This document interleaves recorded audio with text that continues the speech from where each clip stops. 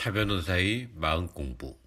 그리스의 정신적인 중심은 어디 있었냐면 올림푸스 산이라는 게 있었어요. 거기에 델피 신전이라는 유명한 신전이 있었는데 그 신전에 이렇게 큰 돌에 유명한 표가 새겨져 있었어요. 델피 신전. 뭐라고 새겨져 있었죠? 무슨 한두 번 들어보셨을 텐데 거기에 너 자신을 알라. 이게 유명한데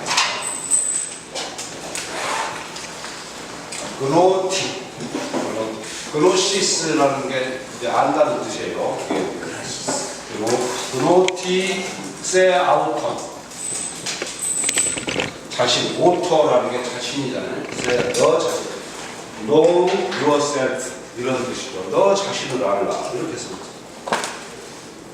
이 신전이 얼마나 유명했는지 그 주변 세계 각국의 왕들이 큰 대사를 치르려면 여기 와서 제사를 지내고 신탁을 구해요. 신으로부터. 그래서 억지하라. 그래서 우스갯소리는 어떤 왕이 전쟁을 일으키려고 델피 신전에 와서 신탁을 구했더니 신탁이 큰 나라가 하나 망하리라 이렇게 나왔대요. 그래서 이 왕이 됐다. 그러고는 군사를 수만을 일으켜서 갔는데 지가 죽어버렸어. 그러니까 그 신탁의 뜻이 뭐였어요? 지 나라가 망하는 큰 나라가 두 개가 있었는데 지는 이 나라가 큰 나라가 생각했는데 신은 이미 이걸 보시고 허를 찔르시고 그래서 이 델피 신전의 이 유명한 이 표, 너 자신을 알라. 이 이야기를 우리가 뭐를 통해서 가끔 듣죠? 소크라테스 죽음을 통해서 한 번씩. 소크라테스가 평생에 이것을 자기 좌우명으로 알고 그렇게 살았다는 거죠. 그러니까 우리도 마음 공부도 실은 이거죠. 너 자신을 알라. 우리가 신의 관점에서 인간에게 하시는 말을 우리 쪽으로 바꾸면은 나는 누구인가 이런 얘기죠. 나의 존재의 본질은 무엇이고 나를 알고 싶어요.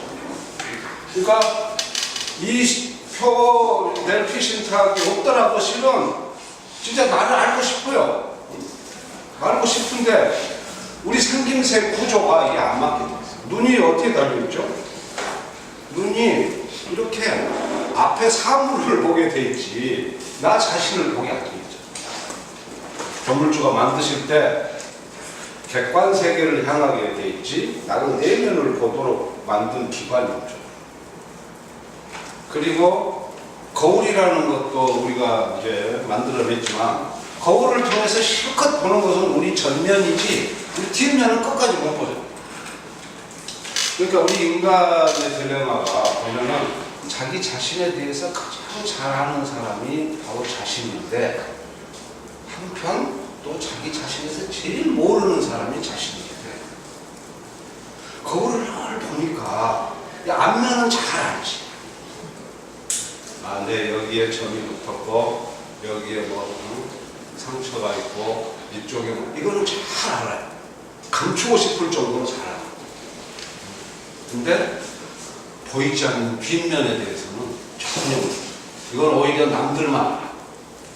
아주 친한 사람이 아니면은 말도 못했죠. 그렇죠. 그러니까 인간은 알고 싶은 욕구는 누구나 다 있죠. 근데 이 델피 신탁에서 이야기했던 이것도 실은 방금 이야기한 걸 뭘 보고 육체를 하고 하는 거 이건 다 신체에 관한 이야기잖아요. 신탁 이 델피 신전의 이야기는 실은 우리 신체에 관한 이야기도 아닐 거예요.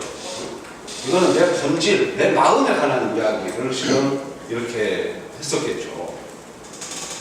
근데 신체도 알기 어렵지만 우리 마음은 진짜 더 어렵죠. 왜? 이거는 안 보이는 재료로 만들어요. 마음은 보신 분. 마음 어찌 생겼죠?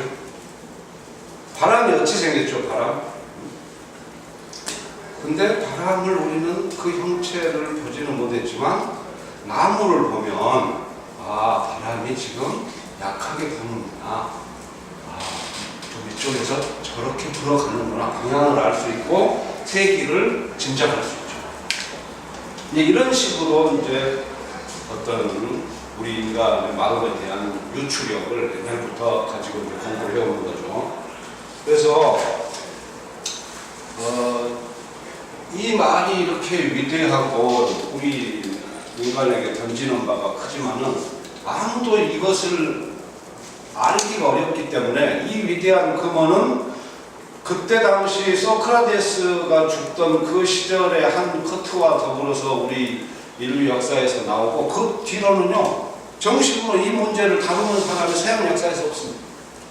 쫙 사라지는. 그러니까 미안하면 한 번씩 소크라테스 죽을 때 이야기하면서 이 말을 한 번씩 하는 것뿐이에요. 그렇지 그 이후로 누가 정식으로 이것을 거론해서 철학의 중심 테마로 삼고 서양 사회에서 깊이 들어갔던 학자가 아무도 없었던 거죠. 소크라테스가 그렇게 죽고 나서 그리고 가장 뛰어났다는 그 제자 플라톤은 벌써 표가 딱 바뀌어요. 플라톤의 표는 뭐냐면 플라톤이 운영하고 있던 그 공부방 이름은 아카데미아. 이렇게 산자랑 밑에 아카데미아라는 그 지역이기 때문에 이름이 그렇게 붙은 거예요. 또 동네 이름을 그렇게 많이 쓰잖아요. 그래서 그 아카데미아에서 이제 인문학 강의들을 이제 하는데 BC 5세기에 그 아카데미 전문에다가 딱 뭐라고 써놨냐면 플라톤은 스승과 다르게 첫머리가 기하학을 모르는 자는 여기를 들어오지 마라. 그러니까 여기서 맨 처음에 소크라테스가 평생의 표로 삼았다는 것은 나 자신을 알아. 근데 한 세대가 지나고 또 다른 천재 플라톤이 딱 나타나서는 표가 딱 바뀌어가지고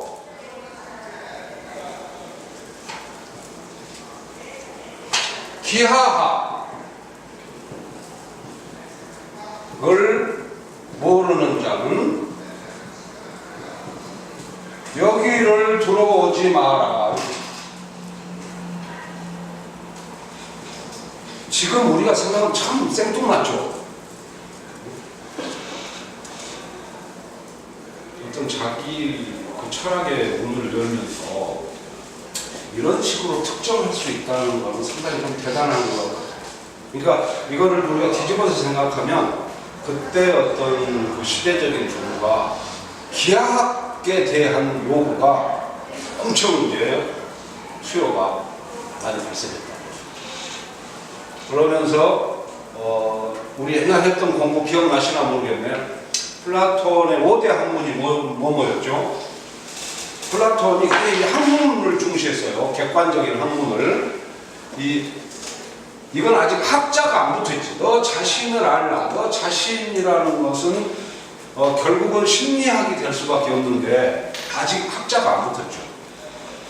여기서부터는 이제 어떤 학자가 붙기 시작하죠. 객관성을 뜻하는 학문으로서의 객관성. 그래서 기하학, 수학, 천문학, 또 뭐죠? 음악, 원리학. 요 5가지가 플라톤의 5대 학문. 기하하고 수학은 똑같은 거예요.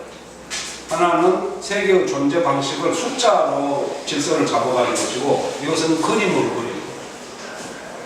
그리고 천문학은 뭐냐면 땅에 구현된 이 수학을 하늘에 구현시키는 게 천문학입니다.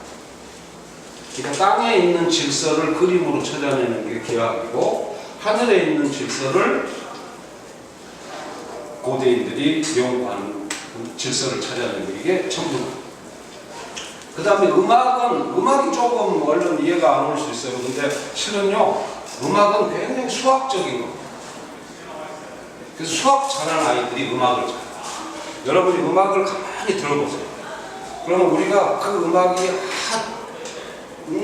너무 좋다. 그러면서 막 딸려가는 음악은 뭐냐면 그 안에 어떤 수학적인 질서감이 이렇게 됩니다. 그게 이제 비례라는 건데 음악에 이 비례감이 계속 그 안에서 거쳐져 가지고 안에 이게 우리 귀에 화음으로 들립니다. 화음으로. 그러니까 음악 안에 수학적인 이런 그 비례감이 없으면 불협화음이 딱 생깁니다. 그래서 우리 귀가 대번에 싫어합니다. 그 음악이라는 것은 속에 들어있는 수적 질서를 찾는 겁니다. 그다음에 논리학은 뭐예요? 우리 말 속에 들어있는 질서를 찾는 거죠.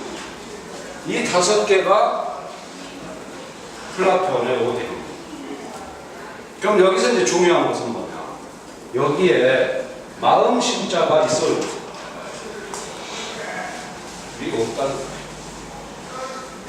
이건 심리학하고는 완전히 상반되는 겁니다. 이거는 뭐였죠? 이건 심리학을 지향하는 거예요. 선대에 소크라테스 때 고대 그리스의 정신은 인간의 알 수 없는 근원적인 마음, 어떤 심리학적인 지향을 가지고 있었던 건데 플라톤이 딱 와가지고는 이것을 학문을 완전히 반대 방향으로 끌고 갑니다. 이 학문 5개의 공통점은 이건 다 논리적인 거예요. 딱 떨어지는 거지. 근데 마음이라는 것은 이게 논리적일 수 있습니까? 항상 논리 이전에 있는 게 마음. 어려우니까. 그래서 이 세계가 이때부터 잊혀집니다. 플라톤의 이 위대한 작업이 이제 서양 전체로 퍼지는 거죠. 아리스토텔레스한테 더 이제 이게 발전된 형태로 돼가지고, 그래서 이게 중세로 가면은 중세 그 서양의 대학이라는 게 생기면서 교양 칠과라는 것을 그 이제 가르쳐요. 교양학부에서. 이때 이 칠과가 여기 5개 그대로 갑니다. 네, 5개가 그대로 가고 여기에 문법하고 수사학 2개가 더 추가돼요. 이게 교양 칠과. 어디를 봐도 마음심자가 있죠.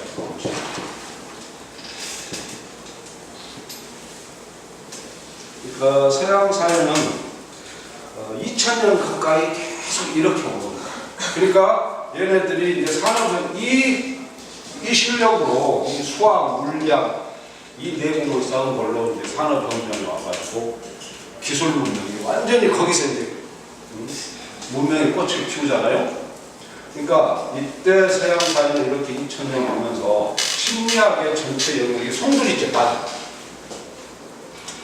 그러니까 어디 우리나라 어디 종교에서 그런 말씀하시죠.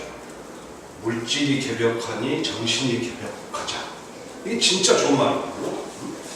물질이 개벽하면 이 물질을 인간이 충분히 소화 흡수할 정도의 정신적인 능력을 갖춰야 되지 않겠어요.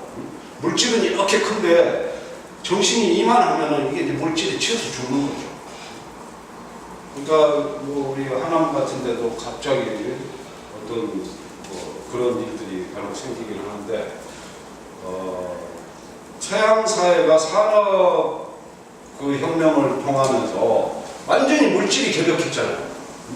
그래서 온 세상이 이제 막 과학 문명으로 못할 일이 없게 됐는데 그것을 끌고 가는 인간은 너무 왜소한 거예요. 어떤 인간 심리가 전혀 성숙하거나 발전하지 못한 채로 2500년이 이대로. 근데 이제 이거에 반해서 제가 옛날에 했던 그 강의 기억하시는지 모르는데, 그럼 우리 동양은 무슨 짓을 하고 있었느냐, 이 동안에 2000년 동안.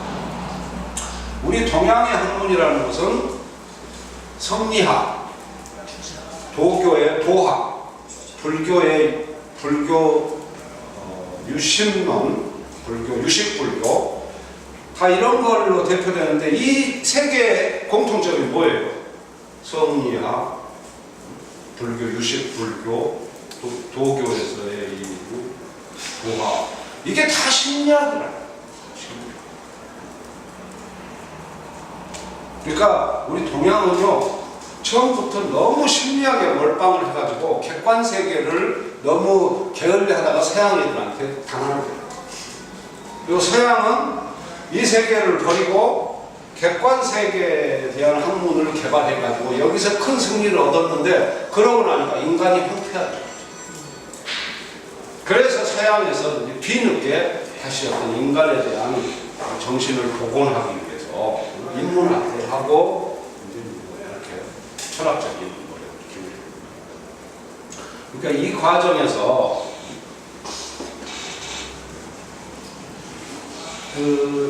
심리학을 자꾸 서양 학문이라고 하는 사람들이 있어요. 그건 정말 바로잡아야 됩니다. 심리학은 그거는 20세기에 이르러서 심리학이라는 용어는 서양에서는 처음 생깁니다. 우리는 BC 5세기 때부터 불교, 유식불교, 도교, 성리학 이게 심리학이란 용어를 안 써서 그렇지. 그러니까 이 참 이름이라는 거에 사람들이 현혹되는 건데 그 내용에 심리학 중에서도 아주 신층 심리학, 고도의 심리학의 핵심 용어들이 다 있습니다. 이거를 내가 모르다가 지금 서양의 심리학자들이 뒤늦게 알고 이쪽 동양 서적들을 지금 파헤치면서 이 과정을 이 서양의 전체적인 이 흐름을 이해를 하시고 동양과 서양이 서로 반대로 축을 돌다가 이제 큰 세상에서 하나가 돼서 만나니까 좀 우리는 걔네들한테 물질 문명을 도우려고 하는 거고 걔네들은 우리들한테 정신 문명을 도우려고 하는 거죠. 그러면서 오히려 지금은 우리는 정신 문명이 막 서양한테 더 떨어지는 그런 경향도 보이는 것 같아요. 우리 조상들의 그 좋았던 걸 다 잊어버리고 한국 사람처럼 물질을 쫓는 민족도 아마 이제 드물지 않을까 싶어요. 거의 뭐 세계에서 알아줄 만큼의 그런 상태가 된 것 같은데 그래서 이렇게 이제 하나가 뭔가가 물질은 아주 비대한데 정신이 아주 보잘것없는 불균형 상태가 되면 그 사회에 어떤 환자가 많아지겠어요?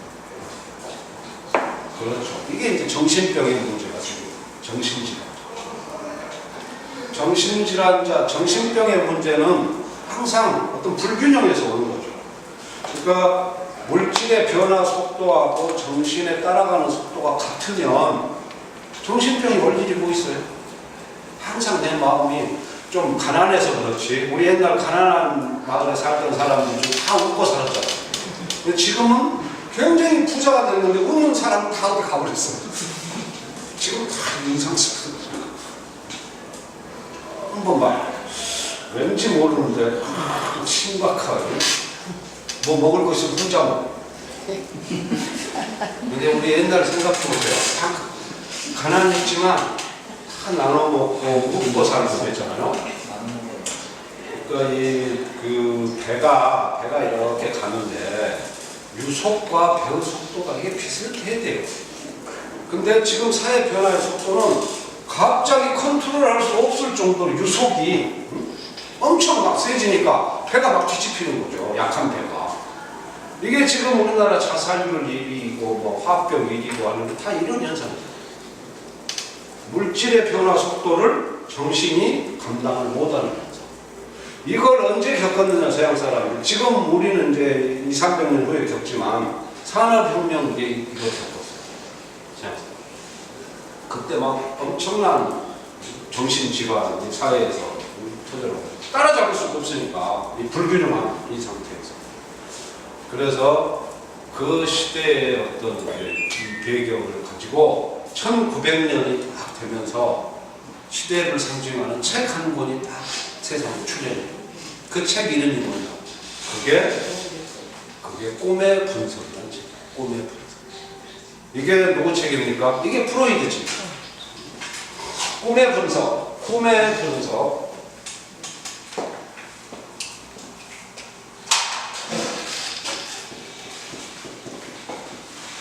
꿈의 해석이라고 하고 꿈의 분석이라고 하고 Interpretation of Dream. 그러니까 이게 이제 이대로 사회를 방치하면 사람들의 이 심리 상태가 너무 지금 피폐하고 병적인 상태에 있어서 사회를 정상적으로 끌고 갈 수 없는 지경이 되니까 어떤 그 사회의 가장 앞선 지식의 대회에서 보니까 서양 사회 전체에 심리학이 빠져가는 것을 알고 있습니다. 그래서 인간의 마음을 그 자체로 볼 수 있으면 얼마나 좋겠어요. 근데 마음은 보이지 않는 재료로 만든 걸 안 보여요. 근데 그 마음의 흔적이랄 만한 게 뭐가 있죠? 그게 뭐예요? 바람이 안 보이지만 바람이 뭔 짓을 하는지는 우리가 저 나무를 보면 흔들리는 나무를, 그게 바로 꿈이죠. 우리가 마음 자체는 볼 수는 없지만 마음이 한 짓이 꿈에 나타나죠. 내가 뭐를 막 하고 싶은 욕구를 가졌는데 못해. 그러면 꿈에 보상 심리가 나타나서 막 먹고 싶은 거, 갖고 싶은 게 막 꿈에 나타나잖아요. 그래서 프로이트가 마음 자체를 연구하고 싶었겠죠. 프로이트도. 그렇지만 그렇게 들어가서는 할 수 있는 아무 대상이 없으니까 여기서 우리 인간에게 무의식을 알려줄 만한 게 뭘까? 무의식이라는 게 뭐예요? 속마음.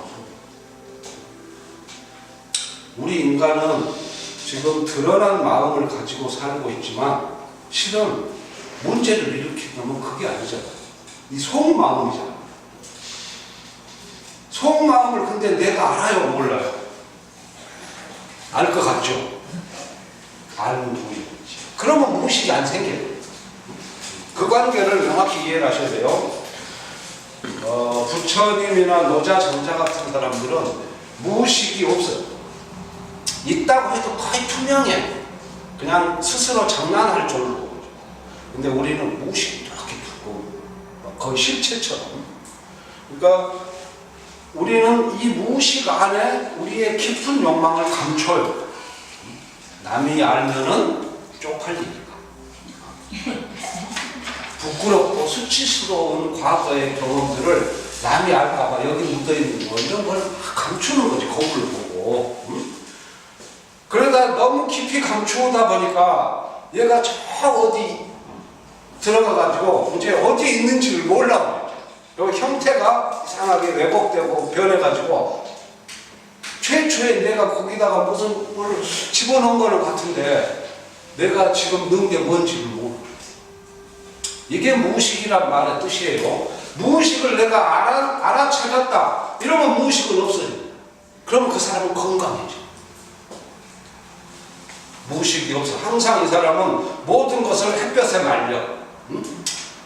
들어오는 족족 햇볕에 탁 태워놓고 양성화 시킨다. 말려서 공기 중에 홀홀 날려버릴 수가 있어요. 이런 사람은 무의식이 쌓일 이유가 없어요. 근데 어디 나쁜 경험들 막 이런 거 처만 남한테 이야기하기 곤란하잖아요. 그러니까 저 안에 놓고 막 담는 거지. 그러니까 얘가 들어가가지고 나도 모르게 이게 어떻게 형태가 변했어. 그래서 갑자기 내가 어느 날 나도 모르는 짓을 막 하는 거예요. 나도 모르는 짓을. 안 해야 될 짓을. 이게 뭡니까? 이게 히스테리죠. 이게 노이로죠. 이런 짓을 안 해야 되는데 그 아이들 틱장애니 뭐니 막 이런 게 사실은 어떤 그 심리적인 이런 데서 오는 거예요. 이게 해결이 안 되니까 이게 엄한 대로 끌고 가는 거죠. 그러니까 이 무의식과의 이 관계, 이거를 프로이트가 끌어내기 위해서 꿈을 이제 전면으로 끌어내. 이 꿈의 해석. 이 책이 이제 이 오스트리아 사람이잖아요. 그러니까 여기서 이제 서양 사회의 이 지반을 흔들면서 균열을 일으키고 학문 전체. 그러니까 이 말의 뜻은 뭐냐면 심리학이 태동했다는 말의 뜻은 아까 말한 수학, 기하학, 원리학, 천문학, 음악 이 모든 게 객관적인 학문이잖아요. 그래서 이 학문을 했던 사람들의 생각은 뭐냐면 객관적인 질서 자체라는 게 존재한다고 보는 거예요. 그래서 그거를 자기네들은 있는 그대로를 표현했다고 보는데 심리학에 딱 눈을 뜨면 이게 다 무너지는 거예요. 뭐냐? 객관이라는 것은 존재하지 않는다는 거예요. 모든 것은 네가 객관이라고 믿는 네 주관에 있더라. 그것이 어떤 나름대로의 객관성을 떼서 우리가 학문이라고 받아들이는 거지, 막상 깊이 치고 들어가면 그 안에도 결국 이 학문을 일로 끌고 갈 거냐 절로 끌고 갈 거냐, 이 학설을 내세울 거냐 저 학설을 내세울 거냐에 관한 심리적인 선택이 있었겠어요 없었겠어요? 당연히 있지. 그러니까 심리학에 정통하게 되면 모든 이 인간이 쏟아내는 어떤 이데올로기, 거짓말, 이런 이면을 꿰뚫게 돼요.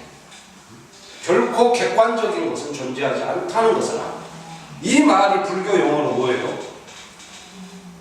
이게 일체유심조라는 거예요. 그러니까 일체유심조를 이해한 사람은 절대 어떤 관념의 노예가 될 수가 없는 거죠. 이 모든 게 인간이 장난치는 거다. 지가 이것을 지 스스로 도라고 부르면서 모두에게 이것을 강요하는 거다. 이걸 탁 치고 나온 사람이 누구예요? 이게 노자지. 노자가 그래서 도가도 비상도, 니들이 도라고 하는 것은 답방이다. 그것은 도가 아닐 수도 있다. 이런 모든 게 심리학적인 아주 핵심을 꿰뚫고 있는 용어들이에요. 그러니까 이 상황을 다시 돌이켜보면 2500년 전에 델피 신전에 있던 너 자신을 알라라는 이 어떤 학문적인 태도가 빙 한 바퀴를 돌아가지고 2000년이 지나서 프로이드한테 와가지고 제대로 번지수를 찾은 겁니다. 서양. 이게 프로이드가 역사에 등장한 어떤 그 시대적인 배경. 서양 심리학은 반드시 이렇게 이해를 해야 돼요. 그리고 우리는 이미 BC 5세기의 동양사회는 심리학의 완전히 궁극에 도달하는 핵심 용어들이 이미 다 있었어요. 그거를 저 사람들이 워낙 수준이 낮았기 때문에 이걸 연결을 못 시켰던 거예요. 근데 지금은 이제 연결시킵니다. 서양학자들. 가운데 어떤 몇 개 개념들을 이해하니까. 그래서 1900년도 이때 이 책이 나오면서 서양의 심리학의 역사가 시작됐다는 이거를 먼저 지금 이야기하는 거예요. 그리고 이 심리학이 나왔던 인간의 피폐화된 그 배경, 그거를 이해를 하시라는 거죠. 그러니까 동양사회는 물질 문명을 개발을 못 시키다 보니까 굶어 죽습니다. 먹을 게 없어서 아사하는 거죠. 서양 사회는 심리학 공부를 안 해놓으니까 이게 사람들이 전부 정신적으로 피폐해서 죽어가. 이게 좀 상황이 다른 거죠. 지금은 우리 모든 걸 다 알고 있지만 심리학을 한다는 것의 말의 뜻은 뭐냐? 이거는 속마음을 안다는 거죠. 내가 모르는 내 속마음, 나를 일로도 끌고 가고 절로도 끌고 가는 나 모르는 어떤 마음이 있어. 내가 분명히 오늘 백화점에 가서 티셔츠 하나 사러 갔거든요. 그냥 싼 거 한 조금 저렴한 거 하나 사러 갔는데 갑자기 가가지고 똥가방을 보고 확 뒤집혀가지고 그냥 지름신이 내를 긁고 오잖아. 이런 게 다 관련이 있는 거죠. 충동, 나 모르던 충동이 어떤 상황이 오면서 갑자기 튀어나온다 이거죠. 나 모르던 이 속마음. 이걸 아는 게 심리학 공부를 하는 거죠. 그러니까 나 자신한테 속고 사는 어떤 이제 이런 걸 그만둬야 되는 그런 단계를 스스로 인지하는 거죠. 그래서 그러면은 이 속마음을 도대체 어떻게 아느냐? 이게 이제 문제잖아요. 속마음을 어떻게 하면 알겠어요? 기법이 있다면 뭐를 하면은 좀 알 수 있을까요? 속마음. 한번 맞춰보세요. 프로이드가 뭐를 해서 아까 그 꿈하고 좀 비슷한 거예요. 꿈. 정신 분석을. 그렇죠. 정신 분석을 하는데 뭐를 통해서 정신 분석을 시도했겠어요? 응? 한번 여러분이 그 답이 나오면 바로 무릎을 탁 칠 거예요. 그게 맞겠다. 뭐를 통해서 이 속마음을 들어가려고? 뭐를 하면 사람이 자기 속마음을 드러내요? 최면. 그래서 프로이드 시절에 최면이 갑자기 유행하기 시작. 대신에 우리 동양은 최면 같은 거 전혀 중시 안 했어. 꿈도 중시 안 했지만 최면 같은 거 그런 건 이제 나중에 다 이야기하겠지만 서양에서는 들어갈 길을 모르니까 정식으로 가는 이 길을 모르니까 측면 도로를 우회로를 파는 거지. 이 사람들이 최면에 열광을 했어요. 이 무렵에 막 심리학 태동. 그래가지고 그때 이 최면술의 대가가 메스머라는 사람. 메스머. 그래서 요즘도 어디 그 신문들을 보면은 최면술을 메스머리즘이라고 번역하게 돼요. 사람 이름인데. 그래서 당시에 최면으로 유명했던 인물이 샤르코라는 사람. 샤르코.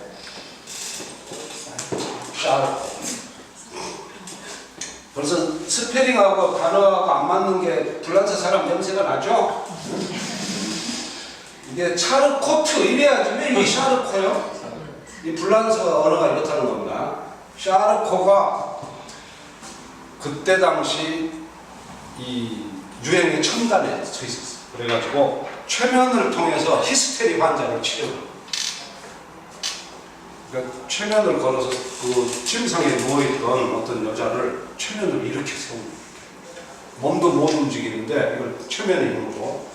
그래서 샤르코의 명성이 유럽에 자자해가지고 프로이드가 한 수 배우러 파리로 이 사람은 쫄개로 조수로 들어가요.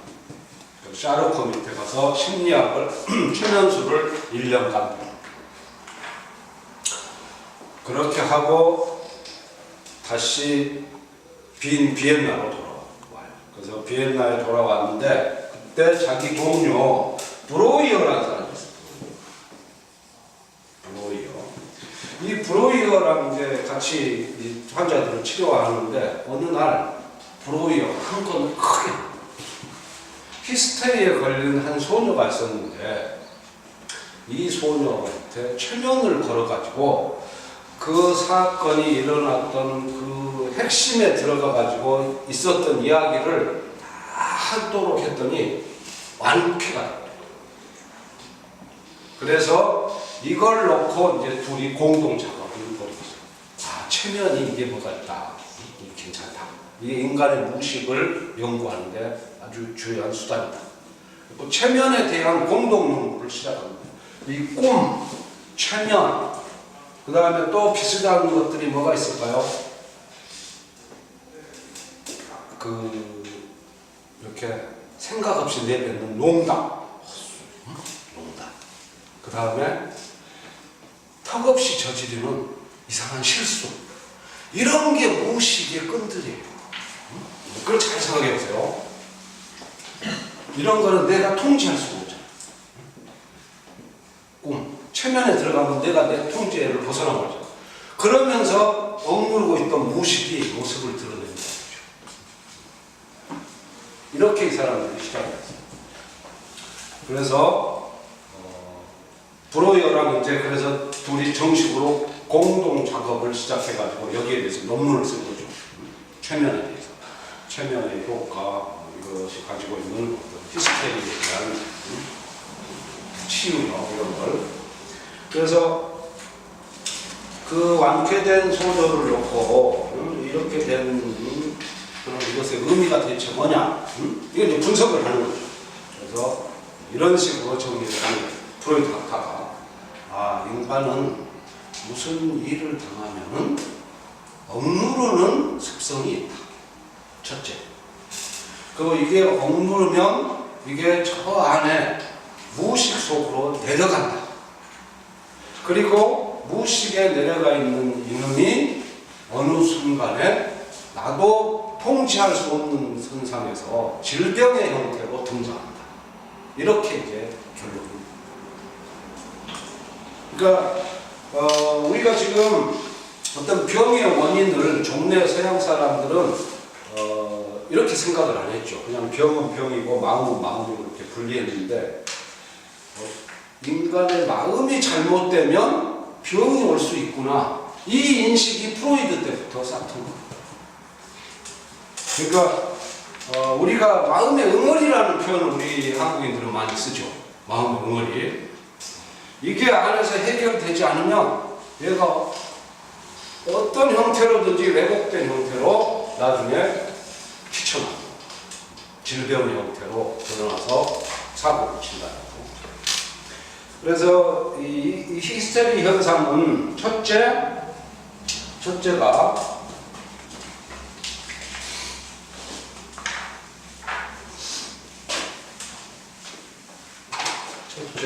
의식의 영향을 받지 않고서 이렇게 됩니다. 의식이 알고 있으면 절대 이런 히스테리 현상은 안 오는 겁니다. 몰랐을 거예요. 두 번째, 무의식 속에 억압되어 있던 마음의 상처.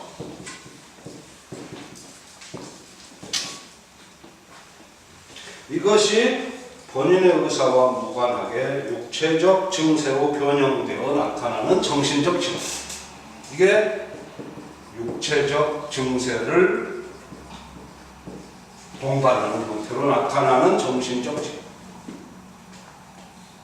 그러니까 이거 잘 생각해보세요.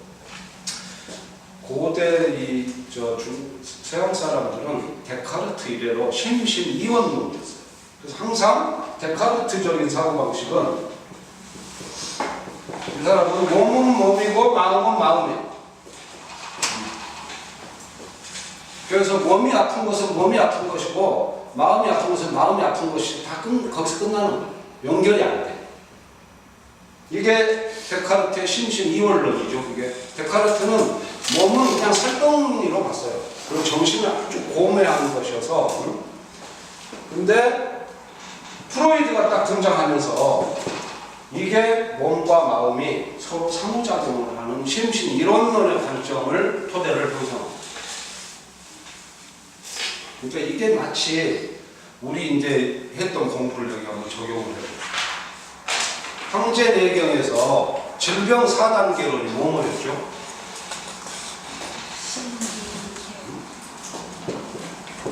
심,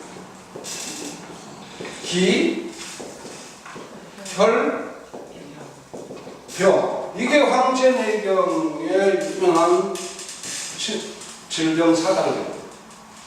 그러니까 이 심의 작동이 병을 일으킬 수 있다는 거 아니에요. 황제내경은. 근데 데카르트는 이렇게 생각을 안 했죠. 데카르트는 이것을 말하자면 이렇게 둘로 자른 거지. 여기 몸은 영원히 몸이고 마음은 영원히 마음이라서 연결이 없다는 거죠. 근데 프로이드에 딱 보니까 이 두 개가 연결되어 있어요. 그러니까 이 혈과 병, 이게 이제 몸을 이루는 거지 않겠어요? 그 다음에 심리적 작동이 기에 영향을 미치는 거. 그래서 서양이 프로이드의 심리학을 매개로 해서 이 심신이원론의 단계에서 우리 동양적인 모형으로 큰 방향전환을 하는 거예요.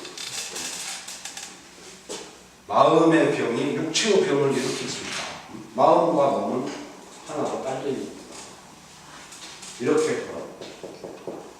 노처녀의 히스테리하고 같은 의미예요? 그렇죠. 히스테리는 뭐 광범위한 개념이죠. 네. 히스테리 불리면 그거 네. 무식등을 하기 때문에 뭐 욕하면 안 되겠네요. 그렇죠. 그러니까 자동차로 치면 이런 것 같아요. 우리가 자동차를 속도를 확 밟으면 차량이 좋은 차는 아무리 밟아도 RPM이 확 안 올라가. 그렇죠? 근데 차가 이게 후진차고 막 오래 낡아버리면 용량이 떨어져가지고 RPM이 막 붕 올라가 버려요. 이게 무슨 뜻이에요? 이 의식이, 내 마음이 들어오는 정보 처리 능력이 떨어진다는 거지. 그래서 막 그냥 뇌압이 상승한다 이거지, 사람은. 이 들어오는 정보의 양, 이 스트레스를 순간순간 차가 좋을 때는 아무리 속도를 내도 그냥 스무스하게 RPM이 2밖에 안 오잖아. 슬쩍 하면서 쓱 가면서 다 처리가 되는데, 이 마음이 용량이 작을 때는 이게 막 버거우니까 덜덜덜 떠는 거죠. 그런 현상이 히스테리라 이겁니다. 그게 마음의 이 병이 그래서 육체까지 치고 나오는 이 상황에 주목을 했던 거죠, 이 사람들이. 그래서 여기서 이제 무의식에 대한 공부를 우리가 잠시 해야 되는데, 무의식이 나오기 전이에요. 지금 프로이드가 출연한 시대는. 제가 늘 그리는 인간 의식에 관한 그 삼각형, 여기 이제 그래가지고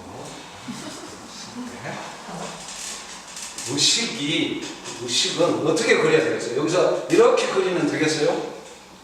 이 의식과 무의식을 제가 그려야 되는데 어떻게 그려야 되겠어요? 이렇게 그려야 돼, 이렇게. 네, 의식은 이렇게 그려야 되는 겁니다. 응? 이걸 잘 이해하시고. 의식을 여기다 그리면은 그거는 잘못된 거예요. 요게 의식이에요. 그래서 이 의식을 뭐라 그래요? 빙산의 일각이라. 이 그림은 진짜 빙산의 일각으로 그렸잖아요. 응? 그 요거는 지금 물에 잠겨서 안 보이는 거예요. 물에 잠겨서. 이게 우리 인간이라니까요. 우리는 이것만 가지고 알고 있어. 데카르트가 말하는 의식이 이거예요. 데카르트는 이걸 모르는 거지. 서양 근대 철학의 창시자라고 하는 데카르트는 자기 철학을 여기 이걸 가지고 한 거예요. 근데 이게 지금 한 5% 된다고 그러잖아요. 심리학자들 말이. 95% 이 빙산의 기저부는 저 물속에 잠겨.